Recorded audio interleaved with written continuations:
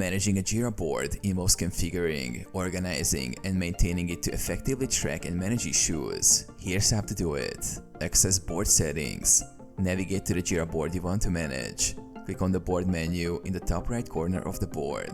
Configure columns. Go to board settings and select columns. Here, you can add, remove, or rename columns to reflect different stages of your workflow. For Scrum boards, ensure columns match your sprint process. Set up swim lanes. In board settings, choose swim lanes to organize issues within columns based on criteria like assignee, priority, or epics.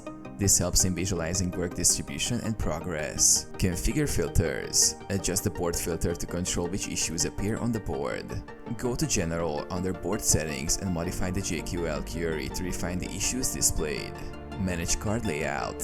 Customize the card layout in board settings to decide which issue fields are visible on the cards. This makes it easier to see relevant details at a glance. Adjust board permissions. Set permissions under Board Settings General to control who can view and modify the board. This ensures appropriate access levels for team members. Monitor and maintain. Regularly review board performance and issue statuses. Adjust configurations as needed based on team feedback and project requirements.